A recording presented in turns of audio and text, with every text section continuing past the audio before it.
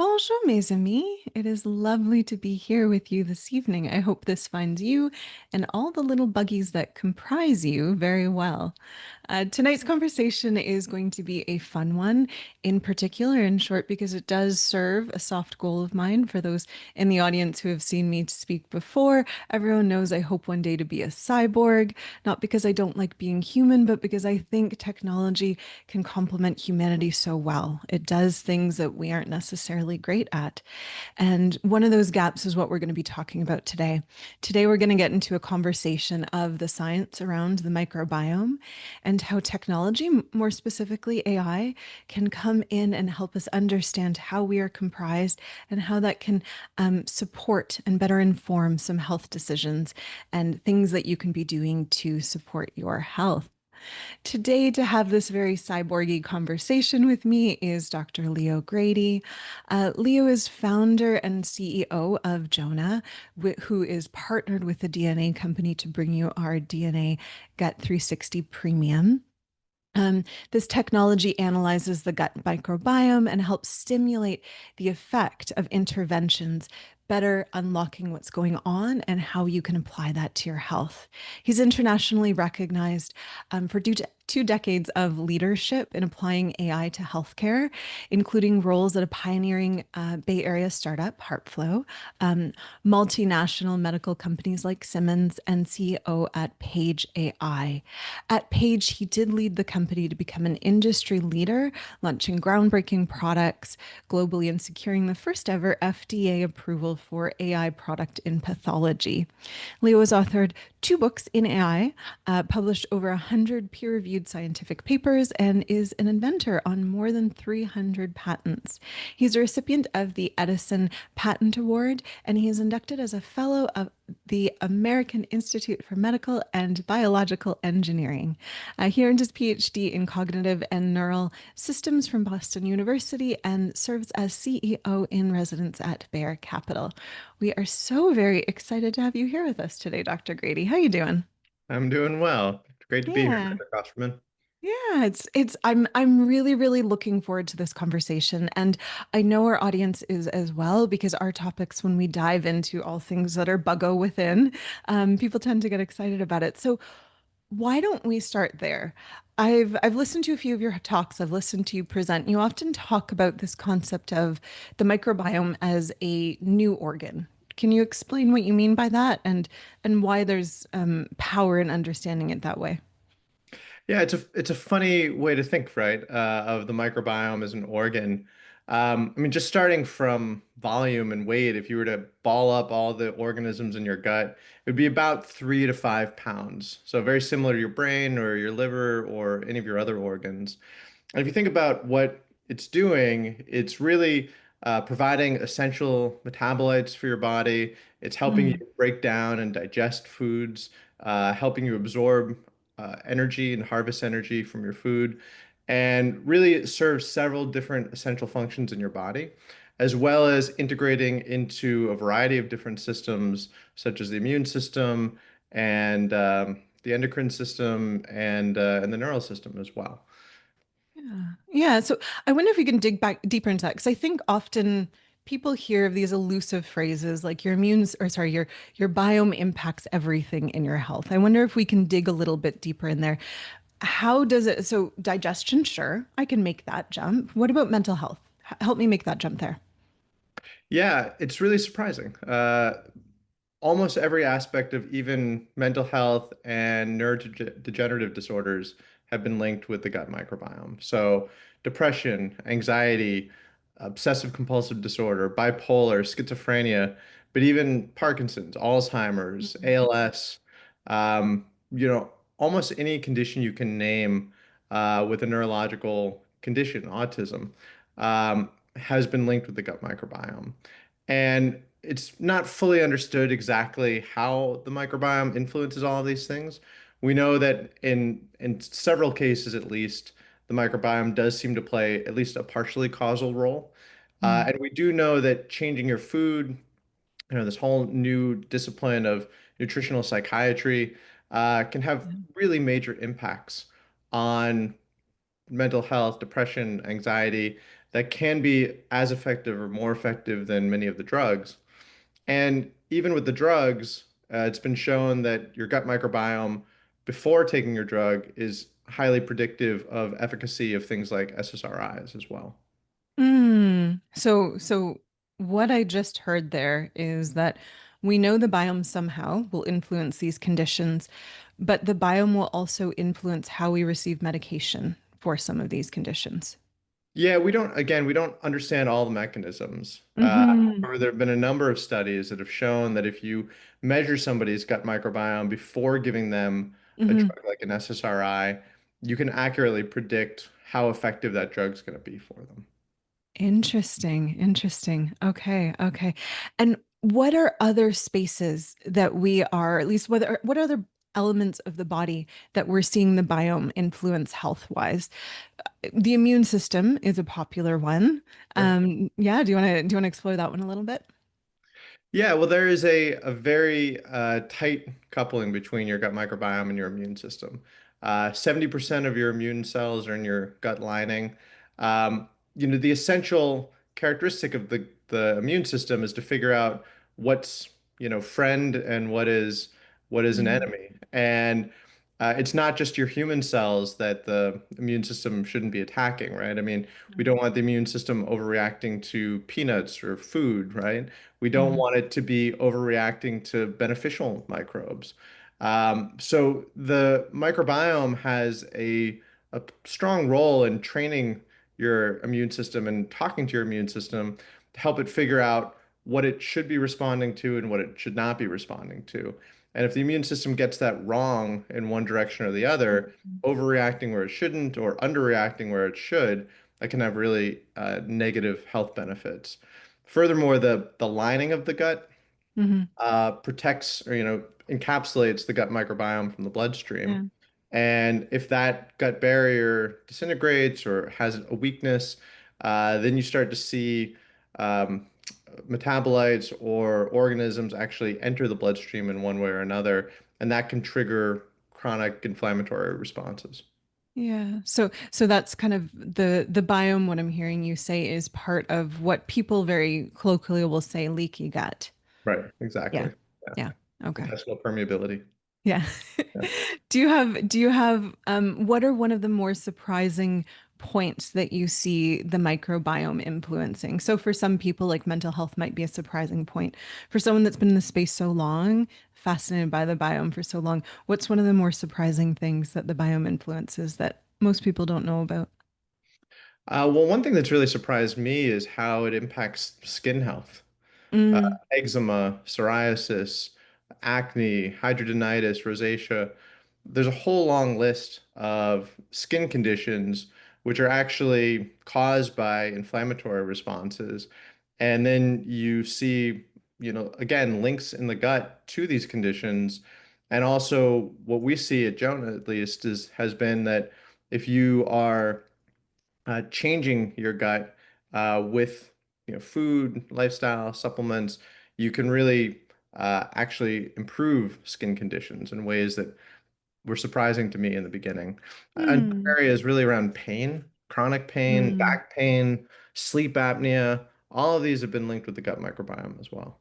Am- So so let's start diving a little bit into the technology of this then, because I'll open my coat and kind of share my biases here. I think when I first started being educated in naturopathy and reading about the biome and learning about the biome and hearing its influence on everything, I looked at the testing that was available and I became a little bit dubious of it because I would see testing that would reflect, if I was lucky, 100 species, Right, not much beyond that.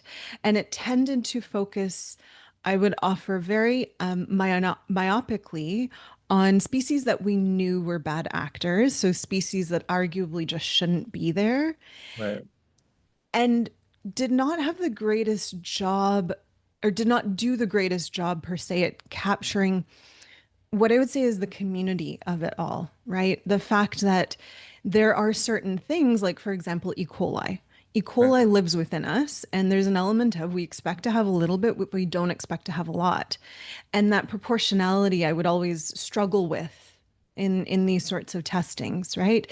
Because me as a meager human, even looking at 100 data points, how am I supposed to look at those 100 data points and be like, cool, you're at risk for rosacea or you're at risk for Parkinson's, whatever it might be, right? Right. How is technology kind of stepping in to support this analysis and this understanding? Yeah, I mean, it's no surprise, right? I mean, you're exactly right. It's when you do shotgun metagenomic sequencing, like what's done with the Gut 360, you can often find hundreds of different species in somebody's Mm, gut at different levels. yeah. Every month, there are more than 2,000 studies published in PubMed on the microbiome. No human can read all of those and keep up with them. There are more than 11,000 organisms that have been found in different people's gut and linked to health. There are more than 1,000 different health conditions that have been linked with different patterns in the gut microbiome. So trying to keep all of this straight and focusing on E. coli or just focusing on, these pathogenic organisms, C. diff or Campylobacter or something like that, um, really misses the opportunity to see what's happening in somebody's health. And I just don't even think it's possible for a human to look at a big long list of numbers like this, read all of these papers, put everything together, and figure out what's going on with somebody's health. So that's where the AI comes in. So what we did is we built this AI system that reads all of these studies, more than 220,000 studies in PubMed, and then takes your test results and goes study by study with them and says, okay, well, the findings in study one, connecting your microbiome to rosacea, do you have those patterns in your gut? The findings in study two, linking the microbiome to acne, do you have those patterns in your gut? And so on, all the way down to all of the studies. And the AI can do that comprehensively, has all of the source material, and can really figure out what's going on in your gut, what we can say about your health through the lens of your microbiome. Yeah. Okay. So if I'm hearing you, it kind of addresses two problems in that it's able to appreciate way too much data that is coming out, all the little buggos and viruses and all that fun stuff that live in you, and since it actually can see that because its ability to see is that large. Right. And then additional to that, it's able to not only keep up with the research, but it's able to match that pattern that it sees against the research. That's right. Yeah, Yeah. exactly. And really apply all of that research in a way that's systematic and standardized and consistent for each individual. Yeah. Okay. I'm pausing just to reflect on how wonderful this shift within the healthcare space is, because this has been a long time coming. We've known the biome is this exciting thing, but accessing it has been tricky. So before we go back into the biome, Leo, I'm just curious about your history and how you got to this point. So you've been in AI applied to health for about 2 decades. Right. Um, what are some of the parallels that you see between what you've done before and what you're doing now, in particular, with really making the biome accessible to people? Yeah, I think there have been a number of cases in my career where AI has allowed us to do things. I mean, people think of AI as automating humans, right? I mean, that's sort of what everybody thinks of, Yeah. right? And I honestly think that the most exciting applications of AI in healthcare are doing things that humans can't do. So for example, I was at a cardiology company, HeartFlow, and we were able to look at a cardiac CT scan and really identify whether somebody would benefit from a stent or not Mm, without having to do an invasive cath and take a bunch of measurements. We could calculate all that. We could predict all of that. We were able to validate all of wow. that using AI just through the imaging.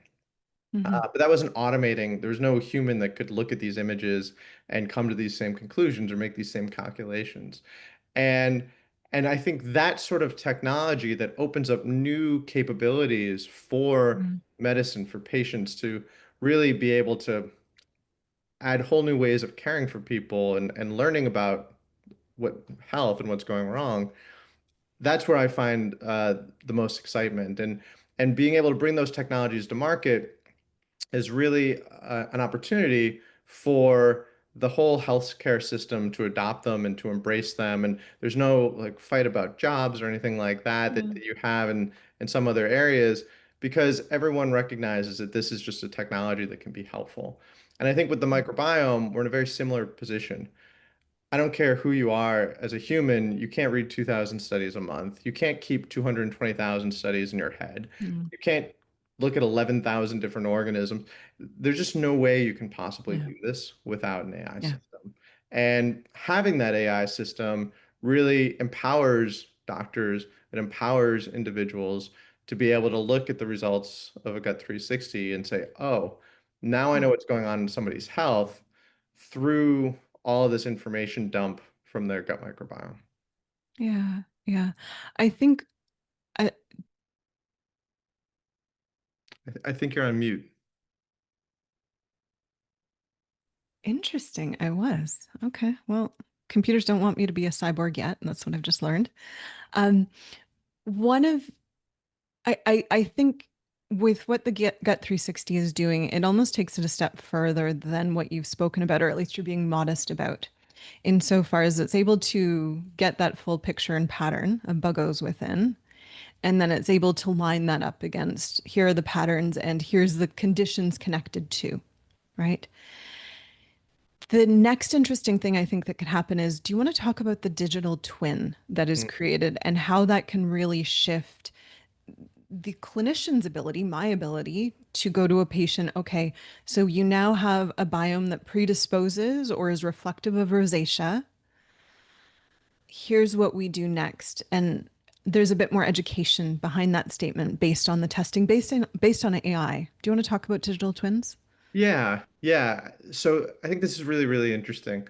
Um, so, take rosacea, for example, Yeah. and I'm just making this up, but let's say the pattern that's been linked with rosacea is low levels of Akkermansia, low levels of Bifidobacterium.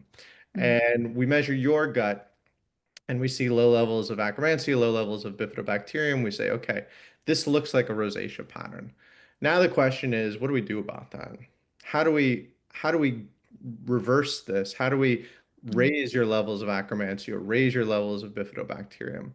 And so there's this whole other part of the scientific literature that looks at how diet, lifestyle, supplements will change your microbiome. They'll say, okay, well, somebody goes on a vegan diet, we measure their microbiome before, we measure their microbiome after. There are these changes mm, from A to B, and that allows us to know what the effect of a vegan diet is going to be for that person. So if we know that we need to raise your levels of Akkermansia and Bifidobacterium to reverse that signature for rosacea, basically the AI combs through all of these interventional studies, and we more or less simulate you as a vegan, or we simulate mm, you going keto, and we see which of these dietary changes are going to raise those two organisms so that we can correct that signature for rosacea. Now, in mm, reality, it's a lot more complicated than that, right? Because you may have a pattern linked to rosacea, you may have a pattern linked to hives, you might have a pattern linked to back pain, you might have a pattern linked to IBS. All of them have multiple different organisms involved in these different patterns. Sometimes it's the same organisms, sometimes it's different organisms. And every dietary change affects a whole set of different organisms. So, really, with this digital twin, we're taking you as you are today and all of the conditions that you have today, and then simulating going vegan, going keto, every dietary change, every lifestyle change, every supplement, and really figuring out mm, which actions that you can take that mm. are going to correct the elements of your microbiome that are being linked to poor health. Interesting. That guards again. I think something I've seen often enough, maybe not commonly, but often enough come into my clinic is someone saying that, oh, I think I have leaky gut or I've had a lot of bloating. And so I took a probiotic because I thought that would fix it. And then it made it worse Right. because there's this idea that probiotic are beneficial and to an extent benign. Like the worst that can happen is nothing. But we Right. think that we can bring them into our communities into our guts, and they will be at worst a benign actor, at best solve everything and then some, right? Right. And what we know, what I know in my practice, and what I would imagine you know as well through your work, is that that's not the case. Oftentimes, people can take an increased amount of fiber, they'll switch diets, they'll toss in several probiotics, and it's World War III going on in the gut. And so, what the digital twin, if I am hearing you, is trying to address and solve for is if we know your communities are currently like this, they are going to absolutely hate these probiotics and stage World War III. And these Right. ones they're going to welcome and they're going to toss out a mat and everyone's going to be jolly. That's what I'm hearing you say. Yeah, yeah, that's exactly right. And so when doing this digital twin analysis, what comes out of it is, okay, you should find a probiotic that includes these strains, but also avoids these strains. Yeah. And we know with each of those strains that gets introduced, you're not just putting that one organism in your gut, you're actually changing the ecosystem, right? I mean, if you go to a forest and you Mm, bring an invasive species, it's not like you just add that species to the forest. I mean, it changes the entire ecosystem, or it can change the entire ecosystem. It can depress populations of other organisms, of other animals, and can grow different populations and can really fundamentally reshape that whole ecosystem.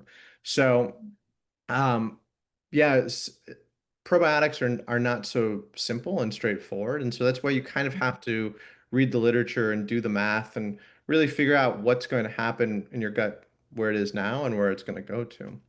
I'd yeah. also like to say is that you're right. People have this concept that they're like they're good guys and they're bad guys, and you want more good guys and fewer bad guys, and unfortunately, just not that simple, right? I mean, you take something like akkermansia. We know that low levels of akkermansia are linked with a host of health problems. And you can buy akkermansia as a probiotic. But now we're seeing that high levels of akkermansia are linked with Parkinson's disease, right? Mm, And so, mm, should everybody just be taking akkermansia all the time, regardless of how much you have? yeah. No, it doesn't seem like a good idea unless you really need it. Yeah. That feels a little bit like what happened with vitamin D, right? We acknowledged we were low based on lifestyle and other variants, and so people started taking mega doses of it. And then I started seeing like occasionally like arrhythmias, like minor, like very nothing that brought people to the hospital, but they'd taken so much that it was actually dysregulating calcium and a few other things in the body. So I wonder, I'm curious if we're starting to see similar within the microbiome space of people overdoing it because they think it's, a good thing. Yeah, everyone thinks that probiotics are always good, and or as you say, in the worst case, they do nothing. And the probiotic companies like to market them as one size fits all. Everybody should be taking this, and Yeah. it's hard to distinguish between one probiotic and a different Mm, probiotic. And I can say on a personal basis, when I got into this field, I stopped taking probiotics. I used to take them, mm, now I stopped, unless mm. my test results show me that very specific strains are going to help me. And okay, I want to dig into this more, but before I do, audience, every time we show up, we ask you different poll questions because we show up here to the end of supporting you and your understanding. So thank you, Vanny and Katie, for putting up the poll results. Audience, I'm just going to go through the poll results so that, especially as we tuck into questions and answers and tuck into these conversations, we are able to speak better to you and what you want to know. So the first question we have here is, are you familiar with the gut microbiome? And a majority of the audience is saying they're familiar to somewhat familiar with the biome. And so audience, again, as we're talking about things, if there's any point where myself or Dr. Grady says something you're not understanding, toss it in the chat and we'll make sure that we offer some clarity there. Um, the next question that we asked was, what is your main interest in health? What are you hoping your biome can support you with? And a majority of the audience here, Dr. Grady, is saying immune and inflammation, with the next little happy runner up being longevity and healthy aging. Yeah, so maybe when we get into parts where we're talking about um, application and what people can be doing to better their biome, we'll think to those two spaces. Mhm.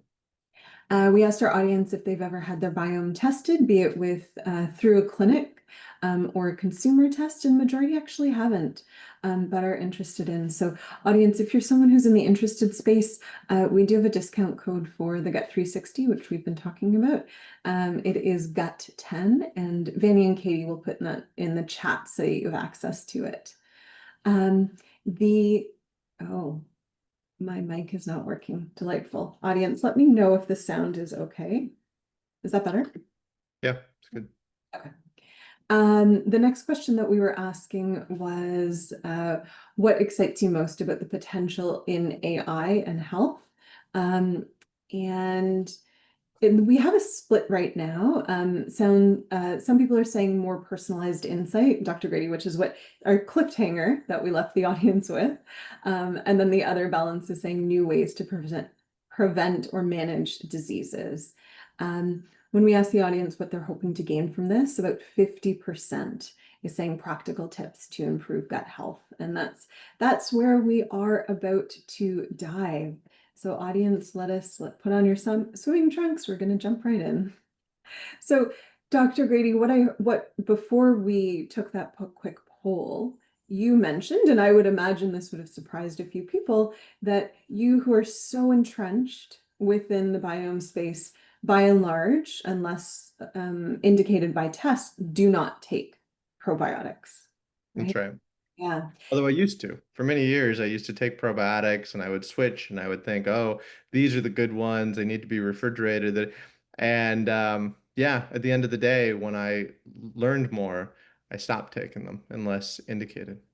Interesting. And it is based on the testing that directs this. So That's right. I want to think through how you and then how people in general can start incorporating this more personalized view of health into their healthcare plans. Because what you're just saying is, I very much gauge my decisions based on this testing, right? How did that come to be for yourself, and how do you talk to others about this sort of test incorporation and insight incorporation? Well, what I learned with probiotics is that if my gut was already fine, and my health was good, then adding organisms into it can only screw things up. And so I made the decision that if my levels of all these different organisms were already okay and there was no reason for a health benefit to change it or increase it, then I didn't. And I think generally speaking, we've learned there's some dietary, lifestyle, things that you can do to really promote good gut health for everybody. Increased soluble fiber, more, to create more butyrate and short chain fatty acids helps with your gut, helps with inflammation. Um, Avoiding processed foods, having more fermented foods.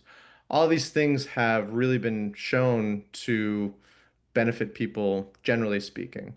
But if you yourself want to understand your gut microbiome or how it may be impacting your health, at the end of the day, the only way to personalize is to actually test and to measure it and to understand what it's saying about your health and then the specific things you can do to make adjustments to it to improve it. Yeah, yeah. So on the individual level, really the counsel is um, to get tested and then follow the advice thereof, especially if you're not feeling well, right? Because then those shifts can really shift one into a better space. I'm curious at the individual level. I know your testing is not diagnostic. Audience, what I mean is if you get a test and it says you have a pattern that is similar to Parkinson's, for example, that does not mean you have Parkinson's. So talk to me. Let's pretend I got a test back that said, I see a little bit of a pattern of Parkinson's. Is that implying that there's a potential future risk, or what does that exactly mean if I'm standing here and I do not have Parkinson's? Well, what it means is that there are patterns in your gut that have been found more commonly in people with Parkinson's disease. And we don't know for sure if those patterns are, early signs of Parkinson's disease. We don't know if those patterns are have, a causal role in Parkinson's disease. Um, but they are seen in people with Parkinson's disease at a much higher rate than people without. So that's technically what it means. How do you think about that though? I think the way to think about it is in the same way that you might think that high blood pressure is linked with heart disease, right? I mean, you can have high blood pressure, you may not have heart disease. You can have high blood pressure, you may never develop heart disease. Um, but there for sure is a link between high blood pressure and heart disease. And if you are able to lower your blood pressure, it's probably a good idea to do that. And in the same way, I think if you are seeing patterns in your gut microbiome that have been linked with disease, and there are ways that you can change them through diet and lifestyle, personally, I would be making those changes. Yeah, yeah. Okay. So I just wanted to make clear though that for someone getting a result back of Parkinson's, for example, that does not imply diagnosis, but No. it does imply you may want to work with a clinician to think through what can you do differently in order to prevent and avoid such conditions. Yeah, and change your microbiome to move it away from that that pattern. I mean, we recently did a follow-up case with an individual who'd done multiple tests, Mhm. and he'd been, getting better with each one, but then the last one, he suddenly had a pattern in his gut that was linked to Parkinson's disease, which hadn't been there in previous tests. And we Mm. went through everything he was doing, and it turned out that this probiotic and special yogurt that he'd started actually was increasing certain organisms that were linked with Parkinson's disease.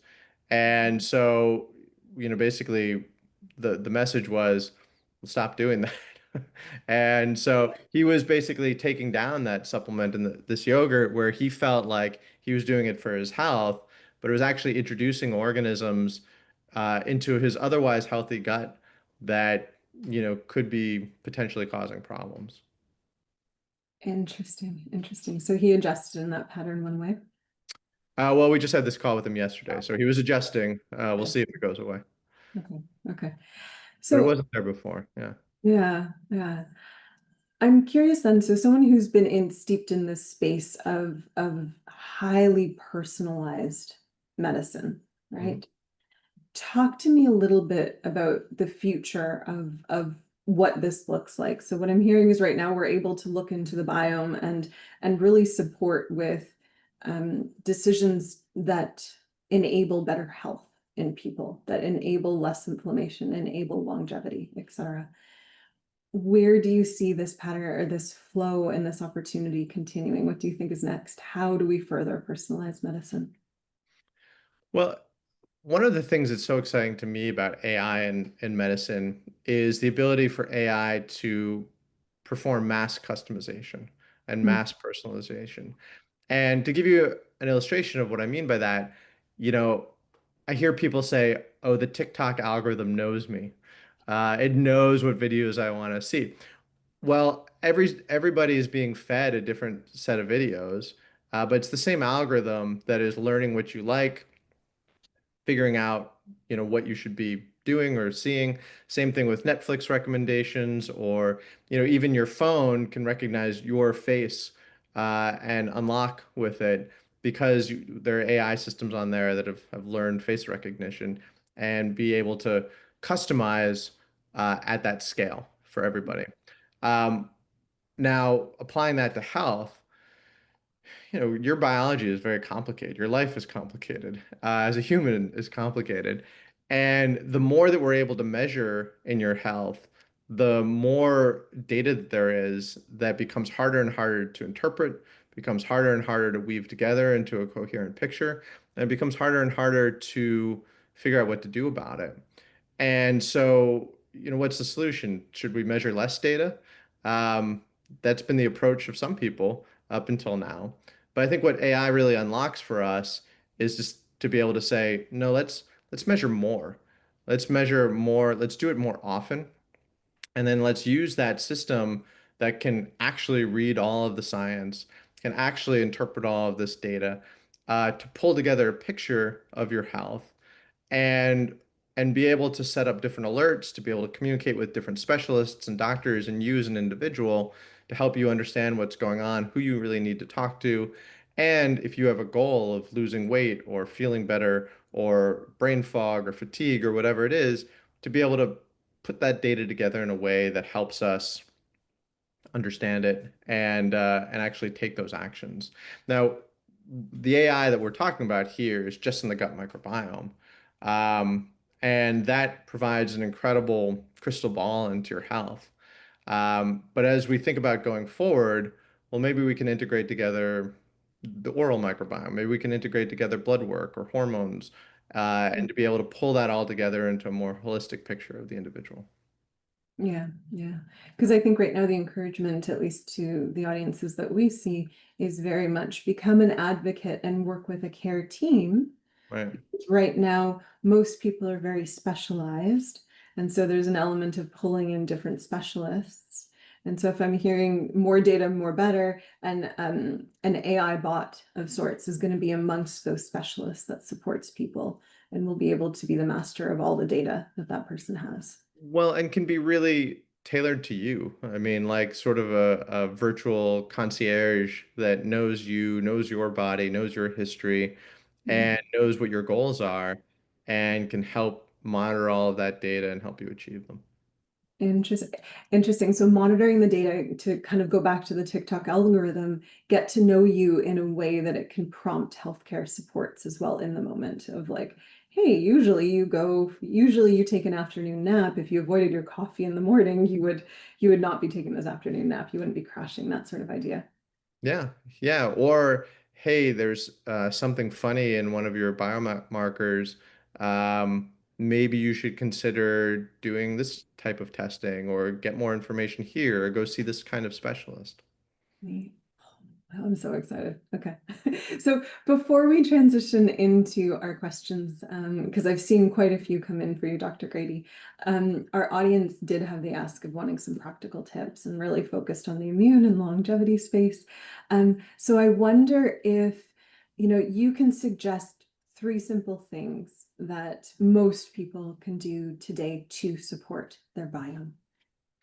Yeah, I mean the first is soluble fiber. Really being able to increase soluble fiber is important for producing certain kinds of metabolites, butyrate specifically, that can strengthen the gut barrier. And when you have a strong gut barrier, that is what really prevents the immune system from getting involved, prevents things from getting into the bloodstream out of the gut. And that is essential really for the inflammatory piece that people were talking about. So number one would be making sure you get enough soluble fiber, which most people don't. The second is really around processed foods, ultra processed foods. I was really shocked to learn that artificial sweeteners impact your microbiome, emulsifiers impact your microbiome. Certainly, processed and ultra processed foods affect your microbiome because the nutritional content is just so much less. And so these organisms aren't getting fed what they need in order to survive, and they're not being able to help you and help you maintain your health. So avoiding processed foods, minimizing processed foods, and sugar is really key to promoting the right kind of ecosystem in your gut. And then third, I'd really say trying to incorporate fermented foods in your life, whether it's yogurt, whether it's kombucha or kimchi or sauerkraut or even pickles. These are all fermented foods that add live organisms into your gut and really have been shown to be beneficial for even reducing inflammation. Yeah, neat. Thank you for that. Okay. I think we're going to transition to some questions, unless you had a closing pearl. Is there anything that you were hoping to chat about today that we didn't touch on? Well, let's do some questions. All right. All right. I'm excited these questions run the gambit, so I'm looking forward to some of your answers on this. So Andrew has our first question, and they're saying that they've heard there's many different ways to analyze stool DNA. 16S, PCR, shotgun, etc. Um, which does the DNA 360 use, and kind of what's the rationale behind that one? What's the strengths of that one compared to other ones? So Gut 360 uses shotgun metagenomic sequencing, which is the most modern, deepest sequencing that is there, is available today. Um, so to go through some of those other methods, there's culturing, which is the first, where you actually just take the organisms out and you try to grow them in a petri dish and you see which ones grow and which ones don't. There's PCR, where you are targeting certain DNA snippets within the organism. You're amplifying those to try to detect, is that organism there or not. You may have heard of, remember PCR from COVID, with all those rapid tests trying to detect COVID. Well, you can build PCR panels for E. coli or Shigella or C. diff or whatnot, and really try to detect those. But the thing about PCR is that you have to pre-specify which organisms you're looking for. And there have been over 11,000 different organisms that have been found in somebody's gut. And so you're not going to do a panel of 11,000, right? So you might do a panel of 10, you might do a panel of 20, but ultimately you're just limited to whatever is in that panel. 16S is more broad-based because you're sequencing, but you're sequencing a particular part of the genome which is common among bacteria. And what that means is that anything that in your gut that's not a bacteria is going to be ignored. So you're going to miss all the fungus, you're going to miss all of the archaea, you're going to miss all of the protists, you're going to miss parasites. Anything that's not bacterium is going to be missed. And even with the bacteria, 16S is often not able to allow you to go down to a strain level. You really get much higher level information about who's there. So with shotgun metagenomics, you really sequence very deep and you end up sequencing all of the DNA there. So you see the bacteria, you see fungus, you see archaea, you see parasites, really anything that's in your gut. And that allows you to get a much more comprehensive picture. And because you're reading the DNA, it also allows you to look at things like, which chemicals are being produced by these organisms and how are they changing different metabolic pathways in different ways. Thank you. I like technology lessons. It was a long answer. No, it's a good answer. Andrew, I hope that was supportive for you. Shelley has our next question, and Shelley is asking, can epilepsy be tied to the gut microbiome? Is it amongst the conditions that can be um, captured within different populations of biome? That's a great question. I've seen a couple studies on epilepsy and the gut microbiome.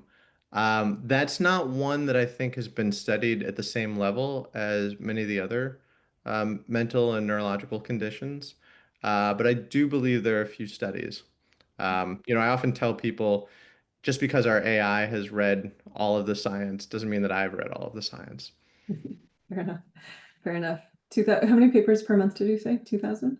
Yeah, more than 2,000. It's actually close to 3,000 a month now. Yeah, yeah.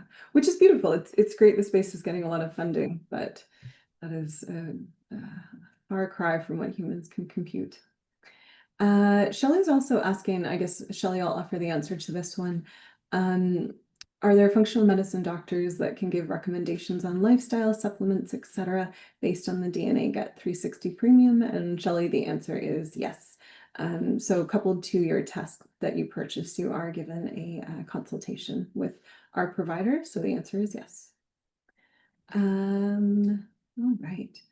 Elizabeth has the next question for us. Um, they're saying that they have some trouble sleeping at night. Namely, they'll wake up and they struggle to fall back asleep. They also have some gut issues. The person wasn't exactly specific around the gut issues.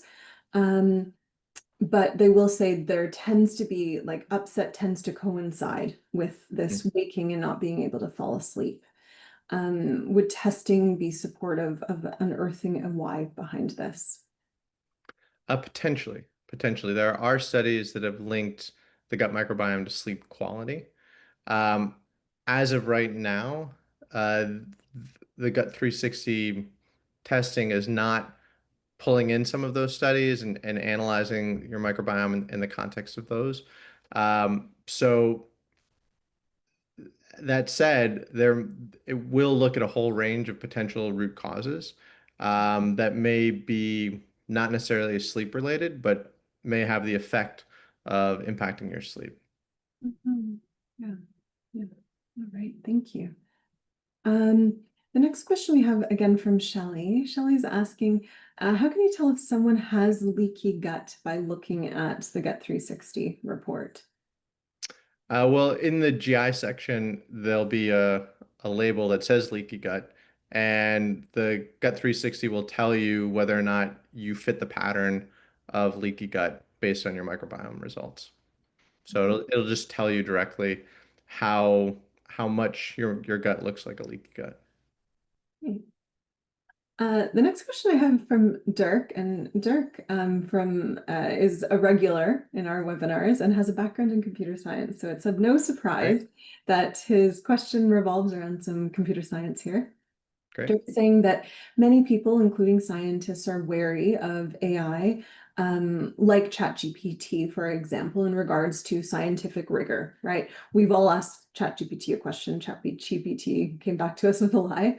Um, from what he understands, the Gut 360 AI is being only fed with peer-reviewed research on the microbiome and the digestive system. Uh, what are the quality measures that actually make sure the insights and the reports are trustworthy? How do we know that's actually coming through to the end result? What are the checks and balances to ensure that we don't have AI making up answers as opposed to it actually having answers? Yeah, I think the key here is to understand that AI is not one thing.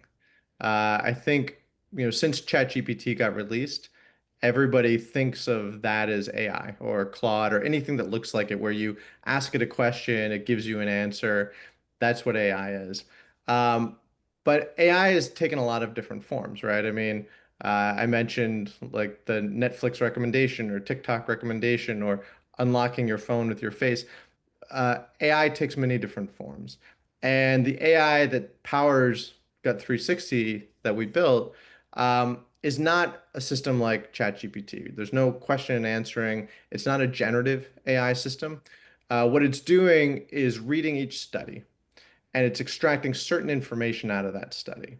This is a study on rosacea. It had 500 people. 250 of them had rosacea, 250 didn't. They used this type of sequencing.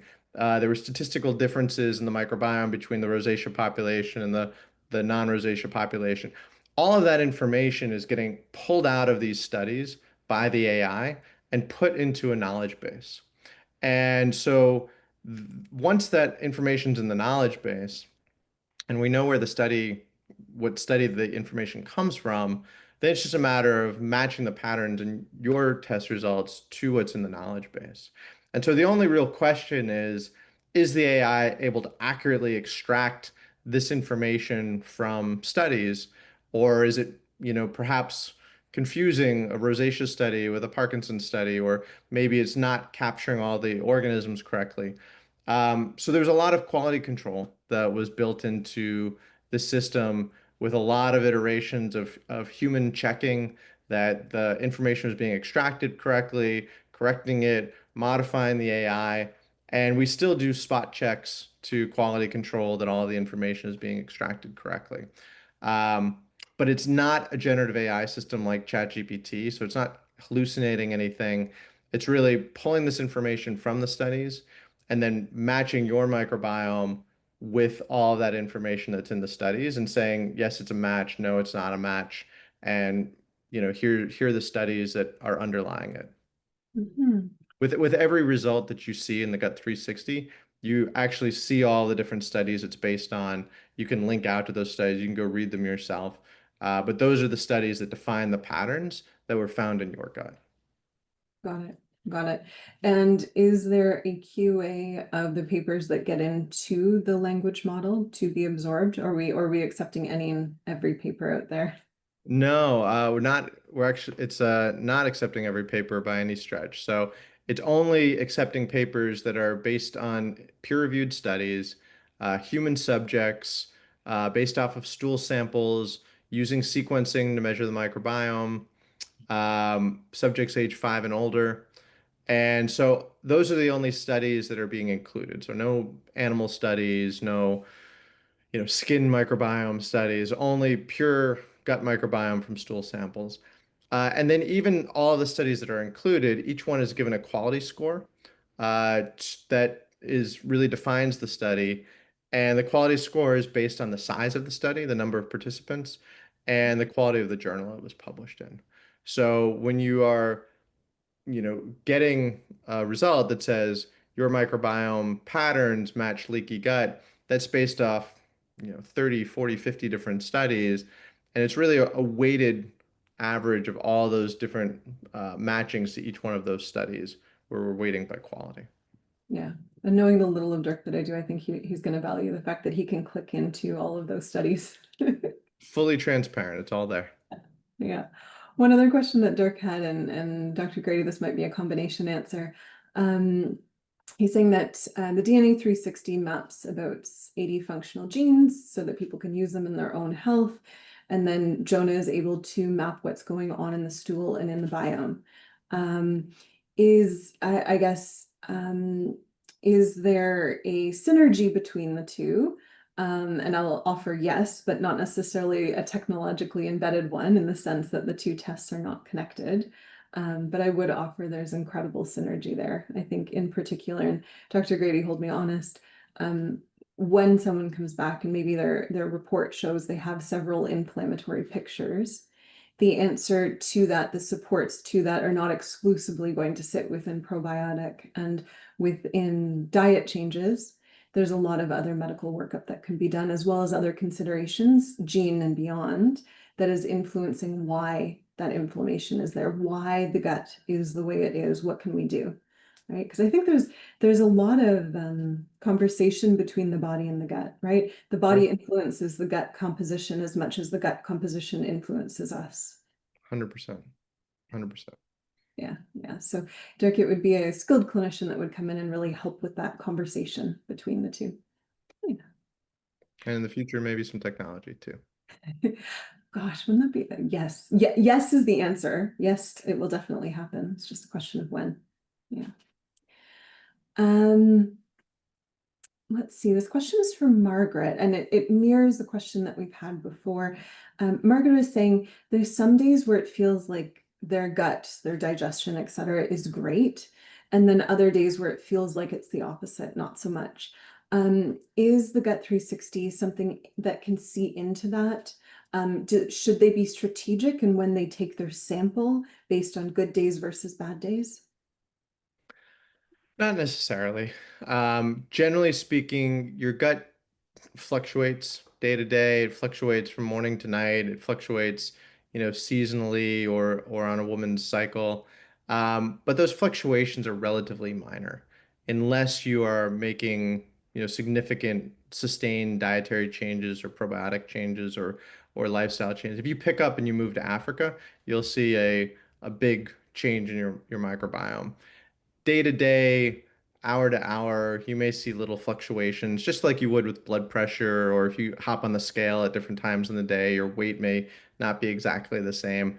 Um, Whether or not you're having a flare up or not should not really affect the ability of the system to read what's going on in your gut and analyze your health in the context of the gut microbiome composition. Mm-hmm. So then it would extend that if a person sent in their sample and turnaround time, meaning the moment your lab receives that sample to when they get their report, is 2 to 3 weeks. Is that That's true? correct. Yeah. So between that 2 to 3 weeks, assuming the person hasn't proverbially packed up and moved to Africa, there won't be a marked change in their biome. And so it's still very helpful and useful towards the clinical end. 100%.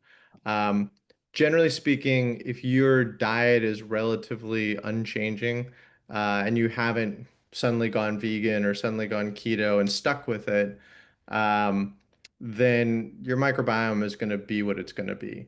If you take antibiotics, your microbiome can change on a dime. or if you had food poisoning or something like that, your microbiome can change dramatically and very quickly.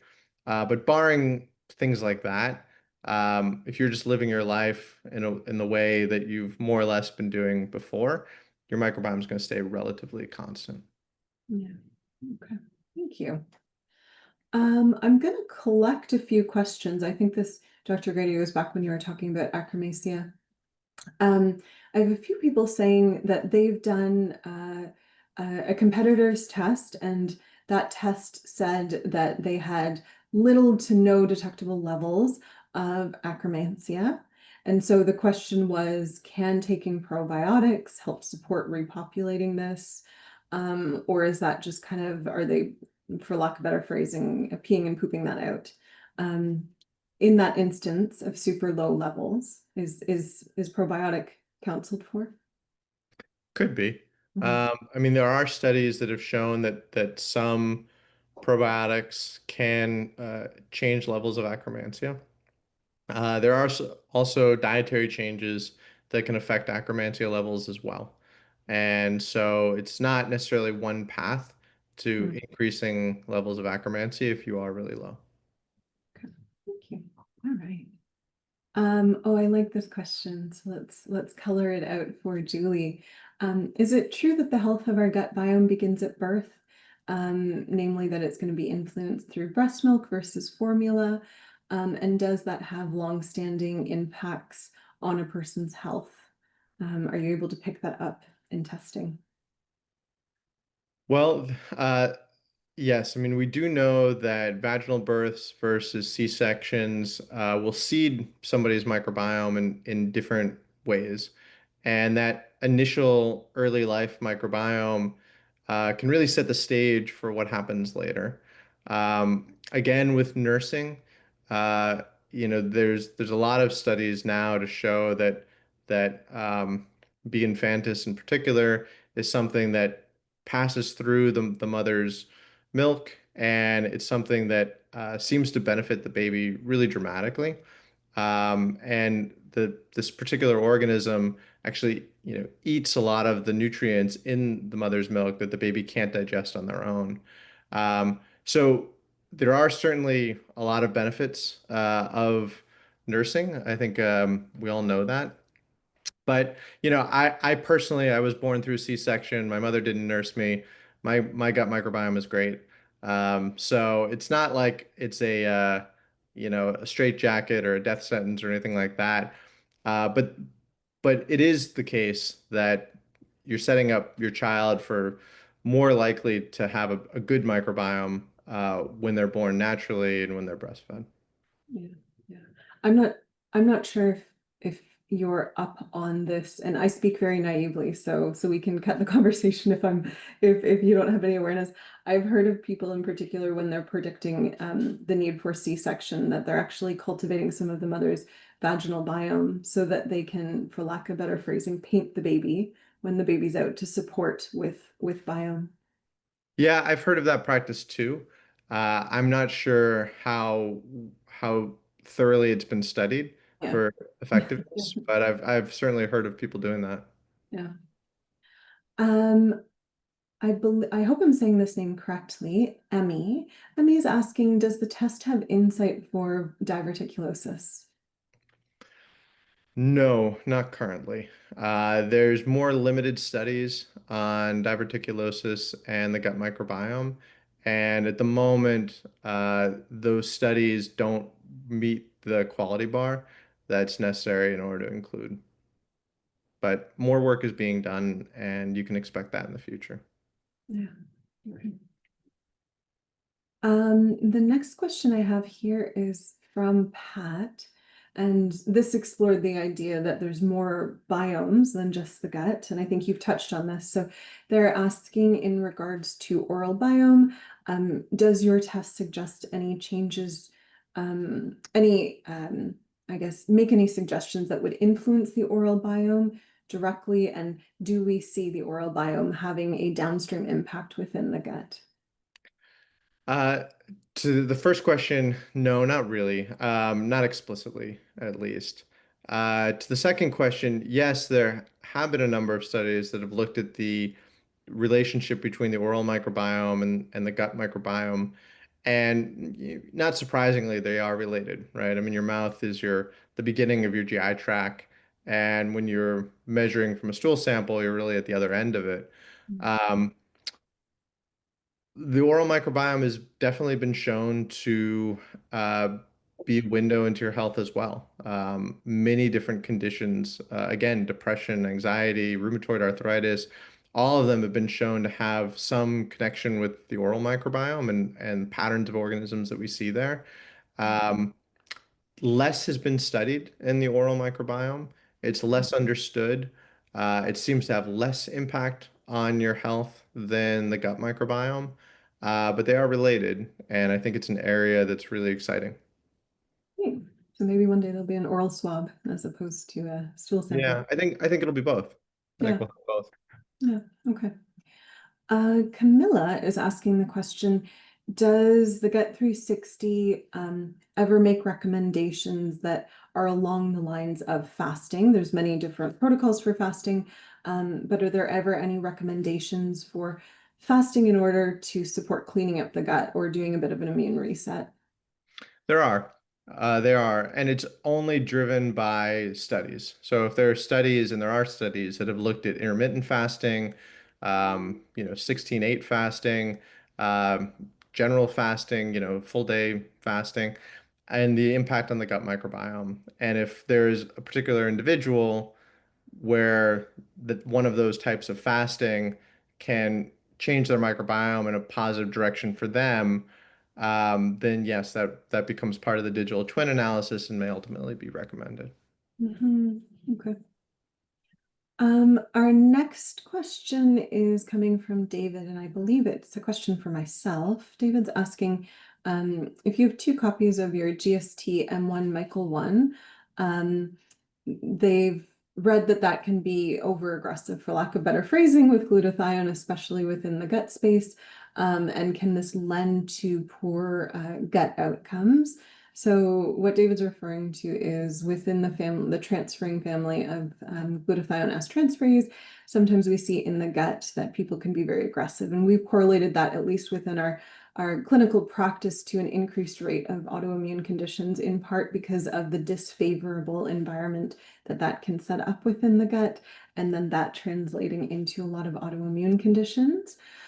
So I would not say that necessarily means one will have autoimmune or leaky gut or poor mucosal, because I think there's a lot of factors that go into the gut. And I think this is really where either working with testing like Gut 360 to figure out what's happening as opposed to what genes influence. That can really assess what's going on in gut and how lifestyle, diet, and all those other factors that work with genes are influencing what's actually going on. So David, there's very few genes in life that are actually fatalistic. GST-M1 and the copy number variation there is amongst those, but it should be informing how you go about as well as testing. So oftentimes I find people with higher copy number, they do benefit from testing because they struggle in general to set up a more happy biome balance. Yeah. All right. Our next question is coming from Julie. So Julie's asking, what would a recommended cadence of testing your gut biome? So Dr. Grady, you kind of mentioned that every once in a while you test so that you can bring in supplements if needed and check out what's going on. What would you recommend for, someone who doesn't have anything necessarily wrong with them? They're just a wellness warrior. They want to be great. How often are you suggesting that they're testing themselves? I would think about it like something along the lines of blood work. So if you are just doing blood work once a year, you just want to do a checkup and make sure everything's okay. Maybe once a year to check your microbiome makes sense.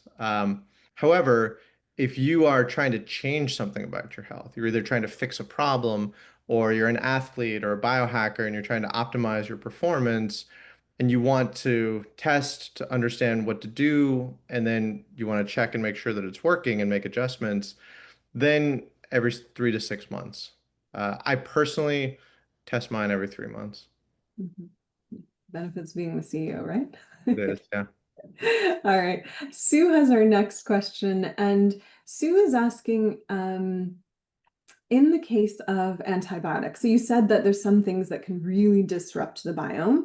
In the case of antibiotics, someone needs a course for whatever reason. How shortly thereafter are you suggesting testing? Can testing be something that supports in the rehab, for lack of better phrasing, following antibiotics? Yeah, I actually just recently had antibiotics myself, and so this is something that I was personally looking at. Mm. I mean, here's what the science says. With antibiotics, the most important thing that you can do after, during antibiotics, and immediately afterward is to really control your diet. Be really strict on soluble fiber, raw foods, fermented foods, really avoid sugar and processed foods during that period. There's mixed data on probiotics. There's some data showing that probiotics can help repopulate your microbiome in a good state. Other data showing that probiotics can actually impact and damage your microbiome post-antibiotics. So, um, I don't think we have a really definitive answer on that, and there are different kinds of probiotics, and I imagine a lot of it has to do with those different types as well as different individuals. For myself, what I did is tested my microbiome about a month after going through this, finishing my course of antibiotics, and really, working on my diet and trying to repopulate it in the right direction.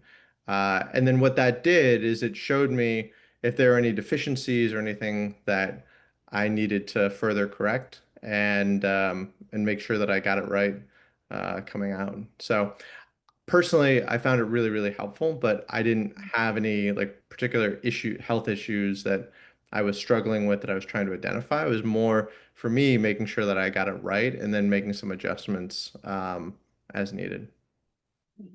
Yeah. Our next question, to an extent, dovetails off of that one. Julie's asking examples of soluble fiber. Do you want to list maybe your top favorite Well, I soluble? don't know. I'd like to hear yours actually. Oh gosh, all the vegetable. Toronto only has a short growing season, and so my gosh, I really like. Oh, I don't know where to start. I'm trying to think. My dark leafy greens. I love root vegetable. Maybe I'll start there. I love root vegetable. Yeah. Yeah, I mean, root vegetables are great. A lot of fruits contain soluble fiber, berries, oranges, pears, apples. But yeah, a lot of root vegetables, carrots, potatoes, um, and leafy vegetables like Brussels Yeah. sprouts as well. Yeah, yeah, yeah. As juxtaposed to kind of the insoluble fibers, which you'll see a lot of the husks. So you think of like your psyllium husk, you think of your ground up flaxseed, things like that. That tends to be a bit more of that hard roughage and a broom of sorts. So also helpful, but not necessarily the same. I'm excited for the renaissance of fiber, right? Like we differentiate different fats. We differentiate carbs now. We haven't yet gotten into this renaissance with fiber, but one day. Yeah, I mean, if you look at your nutritional label on the back of food, it'll just say fiber, but it lumps all fiber together. So you really don't break Mm. it down soluble and insoluble. Yeah, yeah, yeah. Jerusalem artichokes. Right now, that's the favorite. There you go. There you go. All right. Audience, please toss into the chat what your favorites are because I'd love for you to one up us there. All right. So Camilla's asking a good question here that I see sometimes come into clinic. So there are sometimes people come and say, I try to eat fermented foods, but I can't because, and some people will say gas and bloating. Other people will say I have a history of histamine intolerance and this can encourage it. Um, does the Gut 360 kind of help in cases like this of bringing in appropriate fermented foods or maybe even just readying the gut for that? Like, what are the considerations there for people for a variety of reasons, be it bloating or histamine, that are sensitive to fermented foods? Well, I think fermented foods, as a general rule, are going to benefit people at a population level. But you, as an individual, will you benefit from fermented foods? maybe not. And even if you do, there are many different types of fermented foods, and different types may benefit you or not benefit you in different ways. So again, the only way to know whether or not you personally are going to benefit from fermented foods or which fermented foods is to test your microbiome and see. Um, but as a general rule, fermented foods have been shown to have a whole range of different benefits for the general population. Mm. Okay. Fallon has our next question, and they're asking, can pancreatic cancer be associated to gut health, or is it exclusively genetic? Um, I guess, Fallon, as a point, absolutely genes are involved, but by and large, most cancers are influenced by majority diet, lifestyle, etc. So, Dr. Grady, do you have more context in regards to biome and how that might be influencing? We don't know fully if the gut may be impacting the genesis of, the onset of cancer, pancreatic cancer or otherwise. However, there are certain patterns in your gut microbiome that have been shown to be linked to people with pancreatic cancer, even early stage pancreatic cancer. And so it may be possible to actually detect pancreatic cancer early by looking at the composition of somebody's gut microbiome, even if it's not causing Mm, pancreatic cancer. I think, while we're on the topic of cancer, please. there are other things that are really interesting related to how the microbiome can influence cancer care. Mm, So, in one is potentially early detection. mm, Um, a second is in treatment selection. Uh, Different gut microbiomes have been shown to predict the effectiveness of different cancer treatments. mm. And so in the future, it may be possible to look at your gut and actually say which treatment is going to be most effective for you for that cancer. And then third is in the post-cancer recovery, where you've gone through many rounds of antibiotics, chemotherapy, your gut is really wiped out. Many people develop GI problems after cancer treatment. So they beat the cancer, but then they end up with colitis or something. And I think being able to really analyze somebody's gut microbiome, monitor their gut microbiome, repopulate it in a way that's really good for them is a way where we can actually help improve, post-treatment recovery as well. Aftercare has become such a passion space of mine because I think beautifully over the past decade, and I think the decade to come, we're going to see cancer shift from into the space of being a chronic disease, as well as, we're seeing more and more people survive, but not necessarily having the quality of life afterwards. So it's such a fascinating question to me. How do we rebuild? And I don't think I'd ever thought about the idea of bringing in biome testing to really support the rebuilding of the gut. Right. Oh, that's some fodder. I like that. Thank you. Thank you to that whoever inspired that question. I closed it off now, but thank you. Okay, so we have a question from Cynthia. Cynthia's saying that their grandson, who's about 7 years old, has been diagnosed with autism and ADHD. Um, does the Gut 360 help with prioritizing diet and lifestyle changes, as well as does the DNA 360? So, Cynthia, in terms of DNA 360, absolutely, especially from a behavioral perspective and diet perspective. But Dr. Grady, from a gut perspective, I know that certain cognitive things can be seen within the Gut 360. Do you want to elaborate as to how that can be supportive, if at all, for diet and lifestyle choices? Yeah, the population of people with autism spectrum disorders, ASD, really suffer from a range of gut issues very commonly. There's some thought that the gut microbiome may be involved in, you know, autism in the beginning, in the creating autism in an individual. Mhm. Um, and there are also people who have claimed that, microbiome transplants have, really dramatically impacted the severity of autism in certain individuals. Um, Although, just to be clear, uh, I would never recommend doing a microbiome transplant. And the FDA here in the US is really uh, against it because there have been people who've gotten hurt doing those. But what it says is that the microbiome does seem to play an important role in Mm. the onset of autism and in the severity of autism. And we at least know that the gut issues that surround ASD um, are things like bloating or constipation or diarrhea or abdominal pain, uh, conditions in which we see microbiome patterns that have been linked to all these different conditions. And what we can say is that if we see these different patterns that may be linked to constipation or abdominal pain or whatnot that the individual is suffering from, we can change the microbiome through diet, lifestyle, supplements in a way that can lessen those conditions for someone. Yeah. I love that. I initially early on in my when I was precepting in my training, I worked with someone who focused on autism spectrum disorder, and they had a very strict practice after they saw clients of like cleaning every surface in between clients because it was anecdotally known that there was always yeah, the biome was disrupted in those cases. Yeah, Yeah, yeah, yeah. yeah, And I think as we learn more about this, it's going to open up really new and exciting opportunities for autism treatment. yeah. Agreed. Agreed.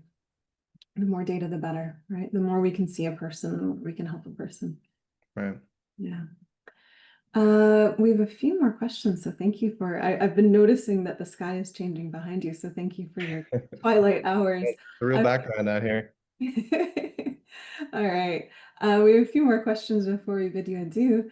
Um, Robin, I hope I'm saying that correct, is saying that they have tinnitus. Can that be connected to gut at all? Would your test have any insight into tinnitus? It's interesting. I have not seen any studies on that link, and it's not part of Gut 360 today. Um, but they may have been studied. I just haven't seen any.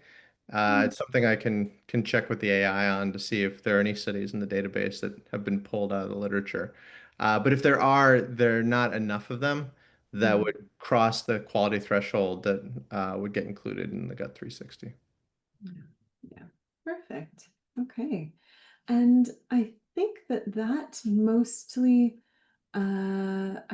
mostly wraps up the questions that we have sitting in our question section. So Dr. Grady, I oops, do hold see on. a couple questions in the chat, the general chat. Perfect. Thank you. One second. I'm gonna look. All right. So Lorna is, I guess the first question Andrew's asking is, do you need to buy both tests? So Andrew, Gut 360 and Jonah are one and the same. We're collaborating here. So you get one, you get the other. You get all the support here as well. Yeah. The other question I see from Lorna, what about fructose intolerance? So this kind of dovetails back to your, it sounds like, favorite category of soluble fiber. Um, Fructose intolerance, can the gut 360 support resolving this? Because I would imagine this person wants some fruit up in their life. Not currently. We are able to detect by looking at the organisms in your gut, we're able to detect certain nutrients that can be metabolized well or that you are intolerant to. Fructose is not currently on that list, but it's definitely something to stay tuned for. Okay, I love it. All right, I think that closes off our questions. I'm just giving a quick check. Yeah, no. So, audience, if you are interested in ordering this test, Vanny and Katie are both going to toss in links that you can do that with as well. Since you've been so steadfast in listening, ensure you do benefit from the discount code of GUT, GUT, just one T, GUT 10, and that will get you 10%, I would speculate, off in and around that. All right, Dr. Grady, it has been an absolute pleasure having you. Thank you so very much for sharing your wisdom, and thank you for helping support the cause of cyborgs within the healthcare community. You make a great case for it. I like the idea that one day so much of this is going to be, we will be seen by uh, properly trained and educated AI to the end of understanding ourselves better and being able to make better decisions about our health. And I love what you've already done with the Gut 360 so that people are able to action that today. Yeah. Thanks so much. This was a lot of fun. Thank you, everyone, for joining us tonight. Okay, audience, thank you so very much for joining us. We really appreciate you. We appreciate all the questions that you've tossed into the chat. Um, and Dr. Grady, you don't have to participate in this because this is definitely a me-ism, but at the end of webinars, we tend to dance out because when we look at studies that support mental health, we know exercise is very beneficial, but recently it was studied that dancing is the best form of exercise to support mental health. So to that end, we always dance out of here. You are welcome to gracefully bow out. I never force anyone to dance at the end of these. And don't worry, it's just top up. So you can dance as robotic or not as you want. Audience, thank you so very much. Please do dance out with us. Until next bat time and bat channel, we will see you. Au revoir, mes amis. Au revoir. Thanks so much.